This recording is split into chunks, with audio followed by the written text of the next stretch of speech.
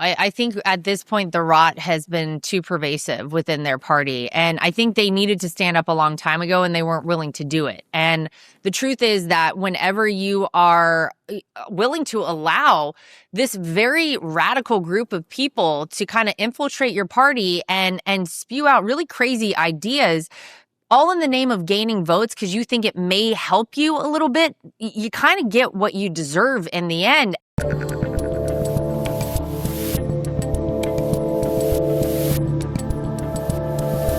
I'm Dave Rubin, and joining me today is the host of My View with Lara Trump on Fox News. Lara Trump, welcome back to the Rubin Report.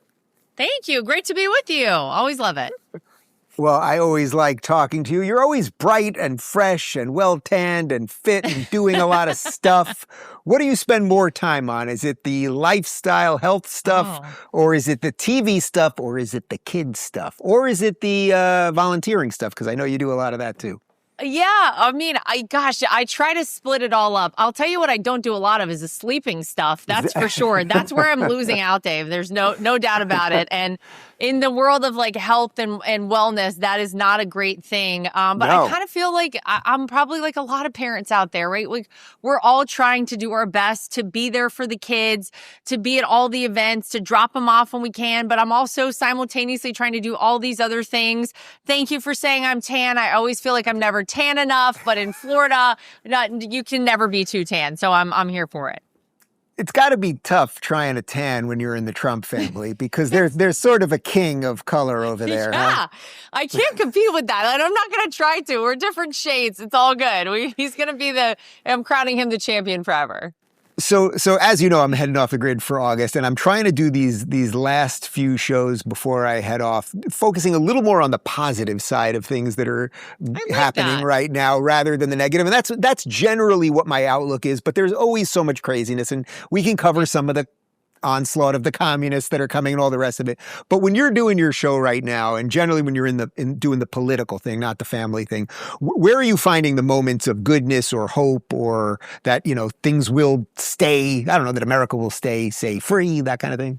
Yeah, well, I'll tell you, one of my biggest moments of joy recently is seeing, the movement in the right direction. I think that this administration in particular is making, not only with health and wellness, with this president and our HHS secretary, Bobby Kennedy, but also for the animals. I'm a huge animal lover. I have 3 dogs right now. If it were up to me, I'd probably have a house full. My husband would divorce me officially. But we're ending animal testing across this country. I think that's been a huge win. I was part of a team of people who helped rescue around 2,000 beagles from this facility in Wisconsin. We're working on others that currently exist because, Dave, we don't need them anymore. We have advancements in this space that have made it so that we don't need to test on animals. And we're making sure that they're, going to good homes. And that I always like whenever you have a win on the animal front. We're also trying to work on the wild Mustangs out west and ensure the right things happen there. But I think overall, it doesn't matter where I go in this country, and you probably get the same thing. People truly love to be American, and they love to show their patriotism. And in America's 250th year, it's been awesome to travel around the country, see people wearing their 250 shirts with the insignia and all the things, celebrating America. And really, at the end of the day, I think we're all more alike than we are different. We're also lucky, really, to be born in this country. And I feel like no matter where you go in America, I always get that vibe from people. And it's a great thing to keep top of mind, because to your point, there are people out there who really want to change this country. But tell you what, the first 250 years has been pretty incredible. I want to make sure we see another 250. Well, amen to that. What do you think we have to? What do you think we have to do to sell that maybe a little bit more? Because it seems we're all focused on the communist stuff, and we see what's going on in New York. And even if we're just mocking it, it's like it seems like the energy seems to be around that, and a lot of us are reacting to it. I'm trying to do what you're talking about, which is sell the positive vision of the country, and hope that the 250th birthday can energize us towards the midterms. What do you think we have to do on the kind of branding side? You guys know a little something about branding when it comes to these things.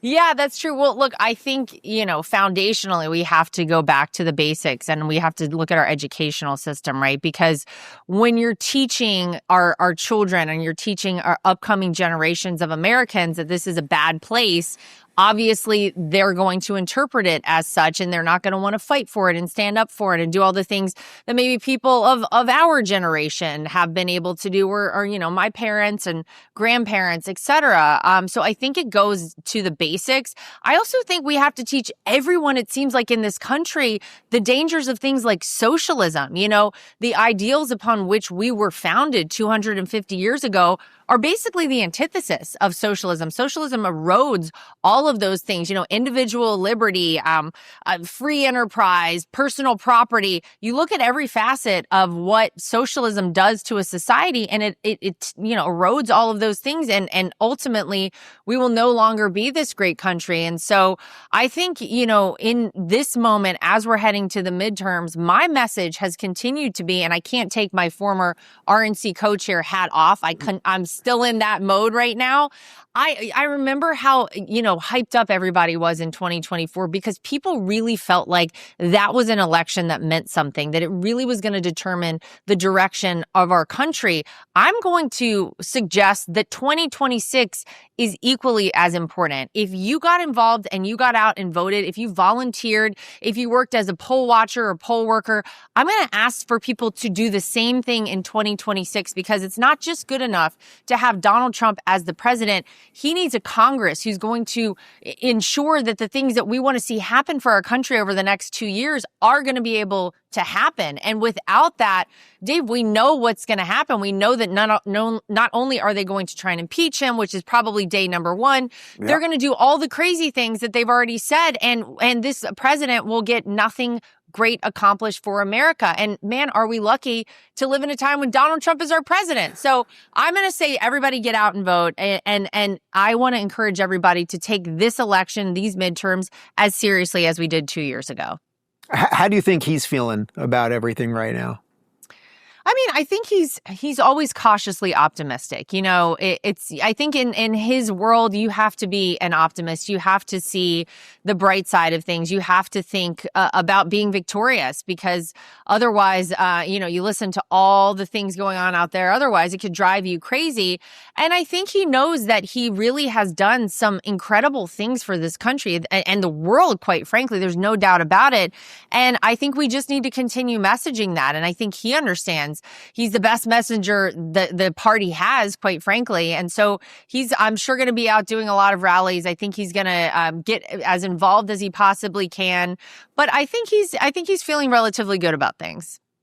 Obviously we lost Senator Lindsey Graham earlier this week, and he was an incredible ally for your father-in-law. And it was an interesting relationship in some ways because a certain portion of the base really didn't like Lindsey, but it was very clear that your father-in-law liked him. Can you talk a little bit about how he manages some of that stuff, the interpersonal stuff with kind of the base and the overall populace, and how because it seems to me he just does what he thinks is right, and you can agree or disagree with it. But I think this thing with Lindsey, this friendship that they had, despite it seemingly at odds with a portion of the base, was a good example of that. Yeah, well, Lindsey was an interesting guy because he was able to deal with both sides of the aisle to a certain extent, which is hard to come by these days. And that's an important ally to have for sure. I continue to think back to when Donald Trump initially ran for the presidency in 2016. If you recall, Lindsey Graham came out very much against him, and he was trash talking him quite extensively until Donald Trump went to a rally and gave everybody Lindsey Graham's phone number. If people remember that moment, Lindsey had to get a brand new cell phone number. He did a whole video on how to destroy your cell phone because he got more notoriety for his phone number being given out by Donald Trump than he had for anything in his tenure as a senator from South Carolina, which is hilarious. But I think you're right. Whenever you look at the president and the way he deals with things, he does what he thinks is right. And he is willing to sit down with people. I mean, Republicans Republicans, of course, but even people on the opposite side of the aisle, or even people who previous presidents, when we're talking about world events like, Kim Jong-un of North Korea, who previous presidents have said, oh, we're not going to do that. He's saying, well, listen, if we can make a deal here, if something good can happen for the American people, I'm willing to sit down. I'm willing to have those conversations. I'm willing to kind of cross this bridge that other people haven't. And I think that's a really incredible feature to have in a president. It takes a lot of guts to do things like that because you're going to hear from a certain group of people for those things. But at the end of the day, he's never cared about what is politically advantageous for him. He's genuinely cared about what he thinks is the right thing to do for the future of the country. Yeah, that's why to me it's like if the Republicans can just hold the House and Senate 2 years of him being able to not think about elections and just do everything that he's promised, and he's doing so many things at once, it's like that actually could reset all this stuff. Let's jump back a sec because you mentioned the socialists and the communists, and obviously everyone knows what's going on in New York City and everything else. What do you make of overall what's happening with the Democrat Party right now? Like, do you think the moderates, to whatever extent there are moderates, if we're going to call Hakeem Jeffries, let's say, or I don't know, Newsom or Booker, if they are moderates in that ecosystem, do they have any chance to stand up against what's coming? I don't think so. I think at this point, the rot has been too pervasive within their party. And I think they needed to stand up a long time ago and they weren't willing to do it. And the truth is that whenever you are willing to allow this very radical group of people to kind of infiltrate your party and spew out really crazy ideas, all in the name of gaining votes because you think it may help you a little bit, you kind of get what you deserve in the end. And unfortunately for the Democrats, look, they've had zero leadership, right? They had 4 years of Joe Biden in the White House, and arguably that should have been their leader. He was the president of the United States, and yet he was completely absent. I mean, he didn't even know where he was half the time, right? So they had a lack of leadership at the top. They had really no policy points as a party other than anything against Donald Trump. Let's do the opposite of what he says. And the things he wanted to do for the country and that he was talking about in that election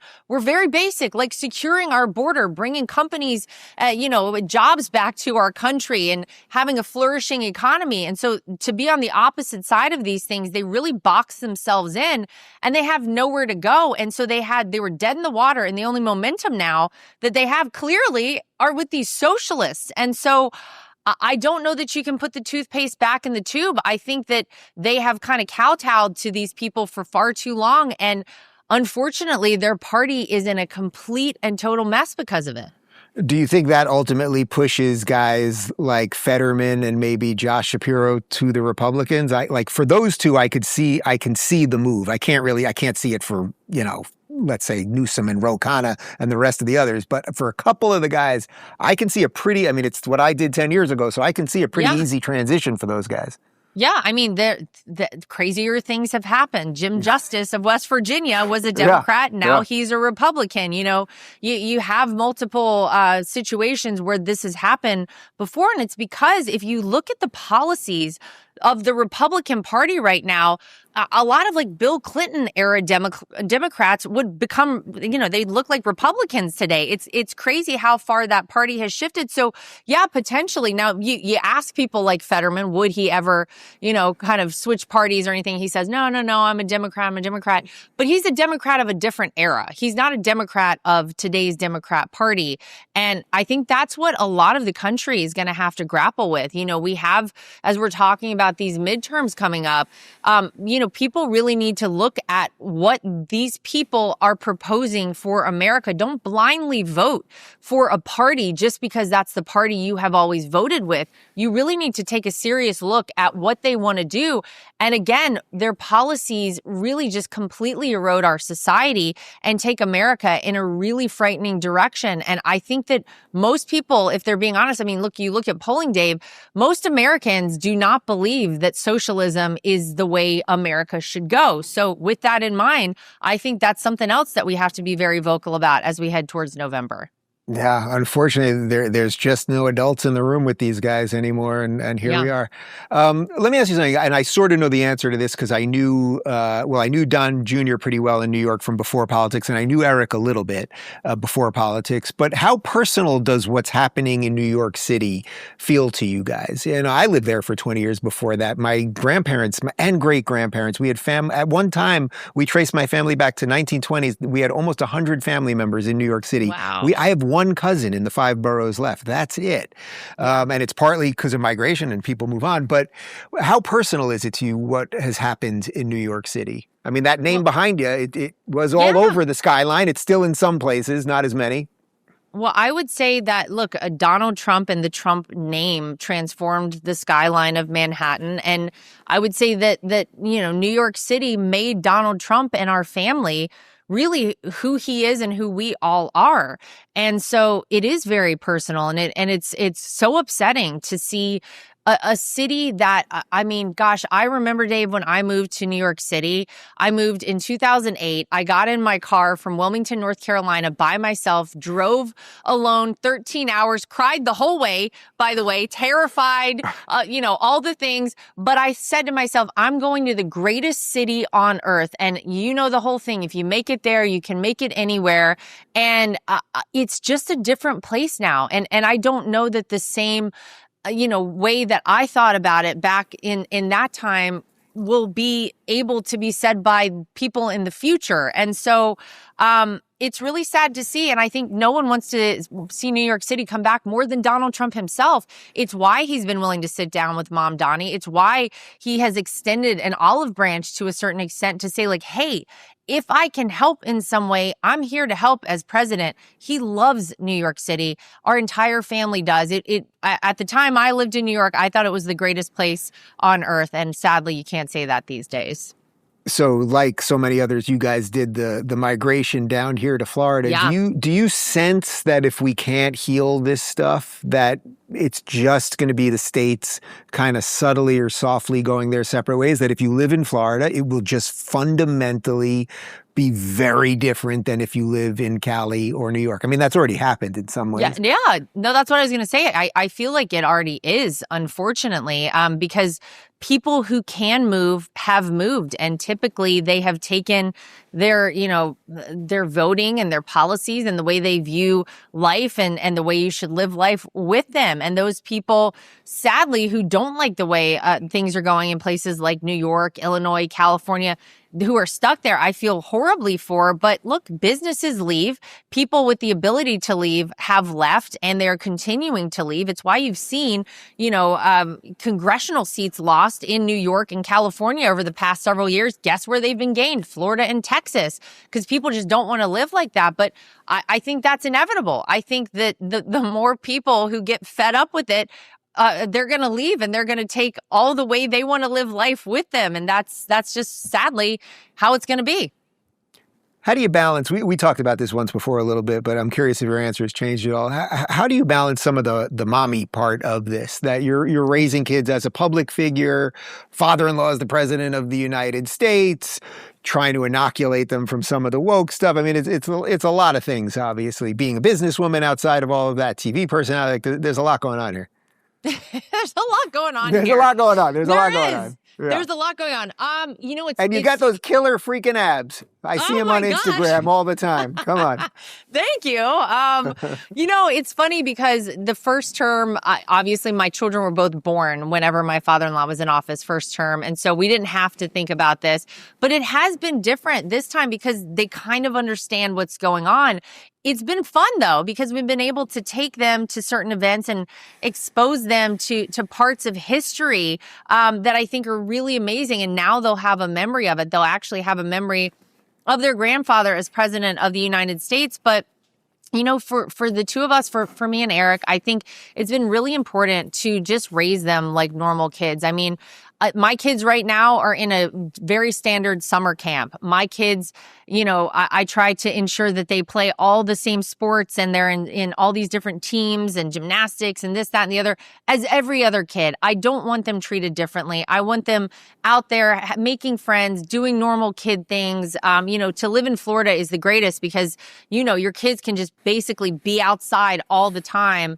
I think that's how a lot of us grew up. And so we do the best we can. But look, the inevitable questions come up, the inevitable, oh, my friend's mom says this about grandpa. You know what? And you just have to do the best in the moment and be as honest with them as you can. And, time will tell. Check back with me in 20 years. I'll let you know how we did. I feel like you have some sort of remedy for the mosquitoes in the summer down here. I feel like you have some sort of special mom thing. Do you? It's probably worse in Miami. You're a little further north than us. But do you got anything? Yeah. I feel like you must have something. I would love to say I do. It's just you got to keep moving. When you stop, that's when they get you. If you're on the run, then they can't get you. So I just try to keep moving, continual movement, and it's harder for them to get you. Yeah. You guys also do a ton of charity work and you raise funds for all sorts of things, mostly, as far as I understand, for pediatric cancer. And I've been to some events with you. What's the latest over there? What can we do to help? We'll put some links down below. That's so nice. Yeah. Well, Curativity is the foundation, and it once upon a time started as the Eric Trump Foundation. And we have donated tens of millions of dollars through all of these incredible events we host throughout the year to St. Jude Children's Research Hospital. And Dave, you've been so generous to come to our events. Thank you. I don't think there's a more important cause out there. The words, your child has cancer, are probably the most terrifying words that any parent can ever hear. And we want to live in a world where no parent ever hears that. And so we've built out an ICU and surgery center at St. Jude. We now have an entire floor that we just dedicated, 3 or 4 months ago. We were there in Memphis to open this entire floor. It's where every child will pass through as they enter the hospital, as they're being treated at St. Jude. And listen, I think it's one of those things that I have to give full credit to my husband for. At 22 years old, he had this idea that life had been great to him and he wanted to give back. And so he started this. And, here we are 20 years later, actually. This is our 20-year anniversary. Wow. And it's been incredible. Yeah. Is that the crazy part to you that, they say all these things? I mean, I know you've been through this for years, so probably not at this point, but they say so many things about the family and everything else. And, I was at a Curativity event at Mar-a-Lago and both of you spoke. But it was just like, how can we help people? And we're here to raise funds to help people. And you've raised an awful lot of money. If I'm not mistaken, Tony Robbins bought one shoe for, I think, $500,000 that night. They were selling a pair. He's so good. But they were selling a pair of the Trump shoes. Yes, the gold ones. And I was literally sitting next to Tony at the I don't even know that he would want this told, but he's such a great guy. I'm going out on a limb here. They wanted to sell the pair for like $250,000. I think he bought one shoe for like $450 or $500 and let someone else buy the others. Almost $1 million for literally a pair of shoes. That's just, and of course it's like, it's not about the shoes. But that they say all these crazy things about you juxtaposed with what you guys are actually doing. It's just a strange reality. No, it's crazy. And that's the thing that I think most people who have never found themselves in a position like this can't fully appreciate. There's so many people out there. My gosh, you see it a lot of it, Dave, as we're, in this moment right now, this Charlie Kirk pretrial hearing has just, ended last week. And I keep thinking about all these crazy conspiracy theories thrown out there. All it takes is one person to lie about you one time out there. And those people who hate you are going to grab onto that and run with it. They don't care whether it's true or false or whatever, or how damaging or hurtful it might be to you. And sadly, that's the reality of the era we're in, with clickbait and people really just not caring how damaging or defamatory something they're saying about you is out there. And then, once you're kind of on the public space and a public person, then the onus is very high to prove that there was malice and take it to a court of law. And so you live in this world, but I'll tell you, as we all have found that it really doesn't matter what people say about you out there. Those who really know you are the opinions who matter the most. And we are surrounded by incredible friends and family. And we're so lucky to have all of them. And ultimately, people can say all the crazy things out there. We'll still keep raising money for kids with cancer. We'll still keep saving dogs. We'll still keep doing the right thing every single day, so they can say all they want. You mentioned our friend Charlie. Are you surprised about how a certain portion of the right, particularly the kind of very online portion, just went so crazy after his assassination? I mean, I'm so disappointed. I'm so disappointed in so many of these people, because at one time we considered a lot of these people to be our friends, Dave, and to hear some of the crazy, I mean, to hear the crazy stuff out there, it's just, honestly, it's so disappointing and it's so sad, and it's kind of mind-boggling that not only are these people saying this when they know it is just false, but then the group of people who are listening and buying into it, and people have asked me questions. People in my own extended family are like, well, did you hear about this? Is that true? And I'm like, oh my gosh, you guys, like, take a second. So it's so, I find it disgusting, and I find it really sad that people feel like they need to go to these lengths to, I don't know, stay relevant, stay, again, the clickbait stuff. I guess it's what everybody lives for. What do you think we can do to heal some of that before the midterms? Because putting aside, okay, so people want fame, they want money, they want clicks, okay, fine. But as we both agreed earlier, if the Republicans are going to win the midterms, like, you got to get everybody out there. We need, I mean, Tucker has said he's left the Republican Party and is starting a third party. I don't know that that's true, but that's what he said. Obviously there's the candidate stuff, but they have a certain amount of people. What do you think we can do? What do you think we can do to kind of bring some of those people back so that we don't end up in a terrible situation in November? Yeah, I mean, I think that it would require, a level of honesty on everybody's part, and maybe some humility to say, like, hey, maybe we got out ahead of some of this stuff. Maybe it was a little too much. I would love to see everybody coalesce around supporting this country and fighting for America, because at one time that was sort of what we all did, right? And I don't know where we kind of got sidetracked or exactly why. But I would love for everybody to come back under this one big tent and be part of the team, and let's all fight for victory in these midterm elections. I am all about forgiving, wrongs that people have done, or, if people say, hey, maybe I made a mistake, I think we should all allow them a little bit of grace. But I guess that would be up to them if that's something that they're willing to do. You just mentioned big tent, which is probably the phrase I say more on the show more than anything else, because I love the fact, I mean, the thing that allowed me to eventually move to the Republican Party was that MAGA was big tent. So I could be a little more of like the Bill Maher style, liberal in MAGA, and it fully makes sense. One of the things I've noticed lately is the Democrats, as the socialists come in, they keep saying, we're big tent, we're big tent. But it strikes me as something very different. It's like they're here to ruin the tent, where MAGA expanded a tent that made sense. What do you think the secret to the MAGA tent is to hold so many people that have in other ways competing interests and beliefs? I mean, I have to give credit to Donald Trump for that. This is a man who at one time was a registered Democrat, like yourself, Yeah. And so when he decided to run for president, I think he really thought, and I remember sitting down and having a conversation as a family where he said, look, I'm going to do the right things for this country, and I'm going to do what I think is necessary. And if that means I only get one term in office, that's okay with me, because it will mean at least I'll have been true to what I believe needs to happen.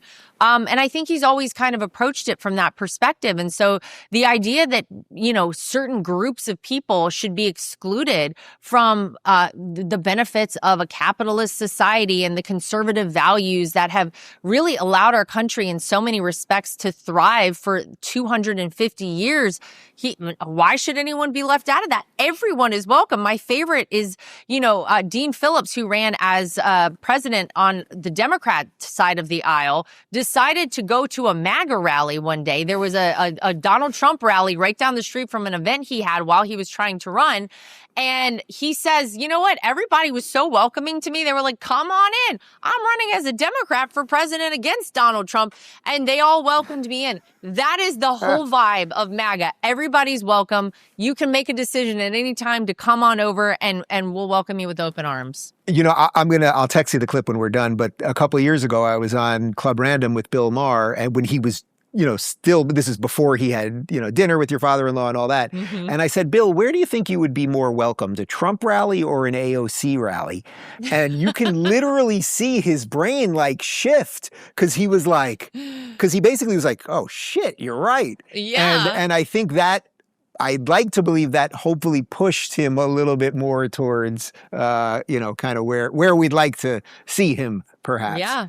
Yeah. What else is it like when you're doing your show every? What else is on top of mind? Like, how do you decide to pick a topic, or is it your producers throwing it at you? Is it what you're just kind of feeling that day? Like, what's your thought process? Yeah, I mean, we all collab. We all talk about certain topics that we feel like it is great for the country to hear about. And I think my show, especially my show on Fox, is very unique because it gives you, I think, a more in-depth look at people or places or, functions of our country that maybe people miss oftentimes. The rapid pace of the 24-hour news cycle these days, things are just moving at lightning speed. And so I've really enjoyed being able to kind of pull the curtain back a little bit for people and find out, well, okay, who is this person?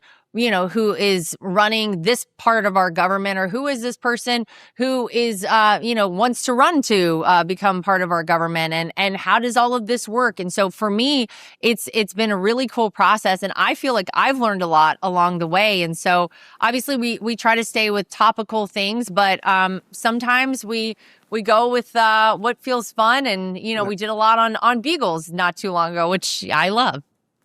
And I know you are a true dog lover, because you basically almost took my dog home last time you were here. So it's true. So I may be coming back. You are not making it up. Do you guys ever think about, do you have time to ever think about what life will be like, in 2.5 years from now, when President Trump is no longer president and hopefully wraps up a very successful last 2.5 years and all that stuff, when just some of this stuff shifts away a little bit? Do you ever think about that? I mean, to be honest, not that much. Every now and again, I catch myself kind of looking to the future, but it feels like I want to be very present in the moment, because, I mean, gosh, who gets to say that they have this front row seat to history? I feel so honored to be part of this family, to have been alongside my father-in-law, since the day he came down the golden escalator in Trump Tower, and witnessed so much. And just to be an American right now in the midst of all of this, it's so fascinating. And so I'm honestly still just trying to take in what's going on right now. But listen, we're game for anything. I think the unique nature of who we've become as a family is that, we've had some really great times and we've had some really bad times, and we've had a lot thrown our way. And I think for all of us, I can honestly say that it does not matter what gets thrown our way in the future. We are all so prepared and ready for anything, and we can weather any storm, especially together. And I think it's made us a tighter family unit the past 11 years or so. And whatever the future holds, I think we're all ready. All right, so we did family, we did politics, we did animals, and we did charity. So let's talk about fitness for a little bit, because I've been on quite a run myself. I don't know if you saw or heard it. I love. Tell, but I dislocated. The fitness thing's been good. No, I'm feeling good. But I dislocated my AC joint in my shoulder playing basketball right before I turned 50. It's been I got a crazy bone here. You probably can't see it. My collarbone's like sticking. Anyway. Oh no. Talk to me about about fitness, and because you're putting up all these videos all the time, and you've got your brand and everything. Like you're trying to, we're of a similar age. You're trying to, like do the do we call it middle age? What do we call ourselves? I'm not calling it that. I'm just calling it. I'm just living life. Like, Dave. yeah, okay. All right, but you're out there. You're working out all the time. You're stretching. You're doing Pilates. You're doing all this stuff. What are you doing? I'm not stretching enough. I'm definitely not stretching enough. I'm not sleeping enough. I'm not stretching enough. I just like to feel good. And I'm so grateful to my parents who both raised me they were great examples. My dad is almost 80 years old and my dad still plays full court basketball in North Carolina. Nice. Okay. So yeah. So this is, nice, you guys can get down. I know. Yeah. After you heal up. Yeah. But the example my parents set for my brother and I was really incredible. And it's kind of lent me to this space where my entire life has been just kind of a big fitness journey. And I love working out and I love trying new things and I love challenging myself. And so whether it's in triathlons, marathons, these high rocks competitions, which I just started getting into, I just like doing all the things, and staying in shape feels good. And I've done it my whole life. And so hopefully I'm passing it on to my kids. I will say this, Eric Trump is in pretty good shape right now, and I don't want to take any credit, but I'm just saying, after knowing me for a little while, maybe it rubbed off. I don't know. What do you got him doing right now? Well, he got himself doing it, which is the key. To anybody out there, for your spouse or significant other, my advice is the second you start pushing them in that direction, they're going to go the opposite way. So I just kind of like let him figure it out. But look, he's like really into lifting weights and eating healthy and just generally moving. And I think that that's basically how everybody needs to start. It doesn't have to be this overwhelming, like, oh, I can never do all of those things. Just get out and move. Go for a walk with your kids. Go for a walk with your dogs. Just move around. Park in a little farther parking space from the grocery store or wherever you're going. Like that's the basic, starting blocks of building up to all the rest of it. And then you feel better. And get off the seed oils, as Bobby would tell us. No seed oils. Yes, no seed oils. Terrible.